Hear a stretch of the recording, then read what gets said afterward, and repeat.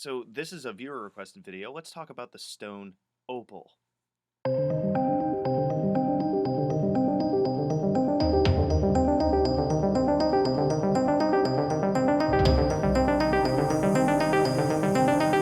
Now I don't have a specimen of opal here, but you can Google it for images and stuff. You can order it, you can go to a crystal shop and get it and whatnot. But the important thing is, what is opal all about? So I'm going to switch over to my notes and then we're going to start talking, right?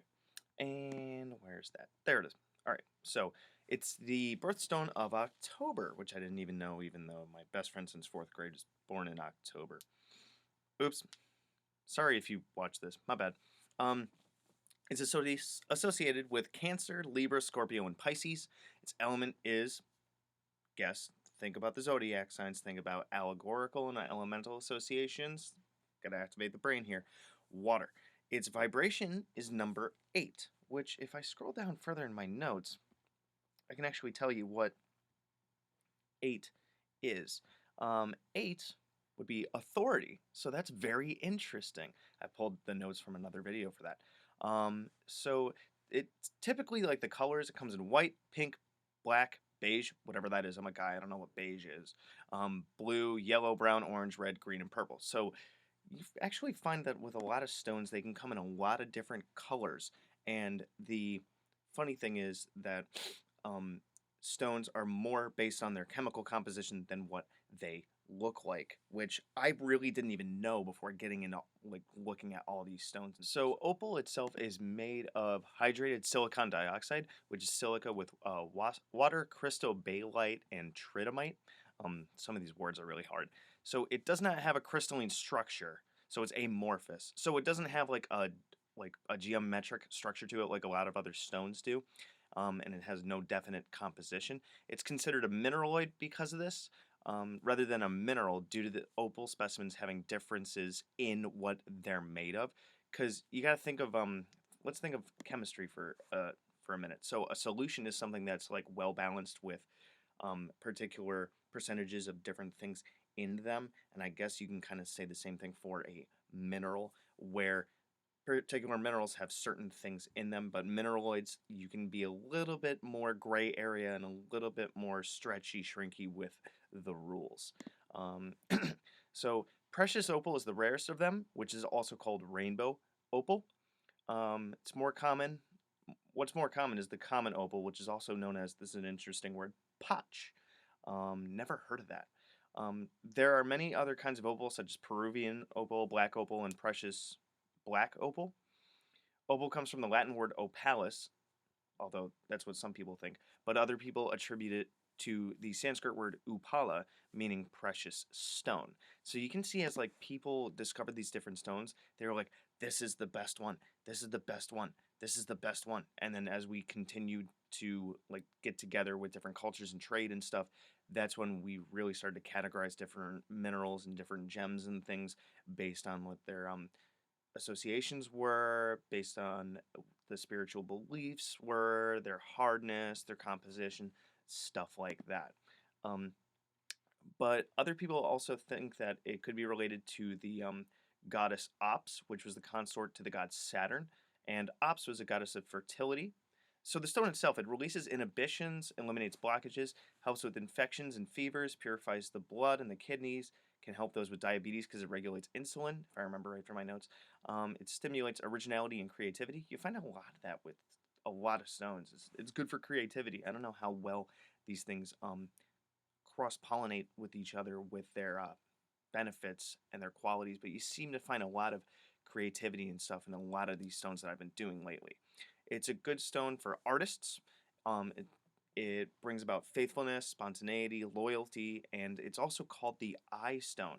It's good for love, health, innocence, purity, and luck and happiness. So, given that it's called the eye stone, think of anything with the eyes. So we're talking like healing nearsightedness, farsightedness, um, eye strain, probably even styes, even eye pressure problems. It's also called the Queen of Gems. This is really interesting. It cleanses the emotional body. Remember, we have like our spiritual, our emotional, and our physical bodies according to metaphysical thought. It can enhance consciousness, basically enhance your thinking and your awareness, your metacognition. It can benefit intuition and insight, so it's good for those that are like working with building psychic skills. It's a good stone for inner work, so if you are trying to figure out how you benefit and do not benefit your own existence, like you're trying to figure out your own problems and you're trying to work on yourself, Opal's a really good stone for that. It's a good stone for shamanic journeys into the lower world, just like I said with the inner work. The lower world is more of your dark junk. It's your basement. It's your closet. You know, it's all the negative stuff. It's a good stone that you can use with shamanic journeying to figure out what's up with your own negativity, where it comes from, how to go about getting rid of it. Because a lot of times, once we identify something as a problem, then we can work on it. I forgot who said it, but once you identify that you have an addiction, for example, it's no longer an addiction, it's a choice because you're being metacognitive. You're being above your problems. Rather than letting your problems rule you, you are now aware of your problems and it is your choice to fix those problems. I'm not touting anything about addiction, just saying that it's like a choice and people should get over it or whatever. Addiction is a very, very difficult thing, and I don't want to make any less of it. I just want to throw that in there. So it can help bring up buried emotions and feelings, like I said earlier with the shamanic journeying and going into your basement and into your closet. It can help you understand your own negativity and even your own positivity. So it's a really good stone for self-reflection and understanding yourself among all the other qualities that I listed here. So once again, this was a viewer requested video and I hope that you guys like the research that I did. Let me know down in the comments if you have used Opal and if you have any other things that you want to add to it, or if you want to request a stone for me to review.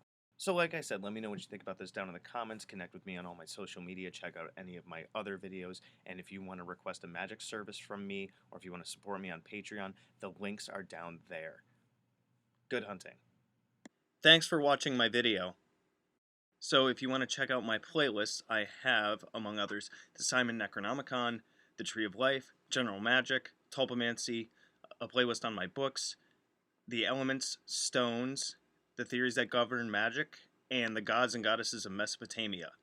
If you want to check out my books on Amazon, I have Creating Consciousness, Magical Mechanics, Magical Theater, Handy Sigil Magic, Magical Movement, which is an update and expansion upon Handy Sigil Magic, Magical Mastery, which is a combination masterwork of Magical Theater and Magical Mechanics, and The Guide to the Spheres and Beyond. You can also find me on Facebook at Magickology YT. You can email me at priestofthenecro@gmail.com, and you can even check out my Instagram, which is Magickology. And good hunting.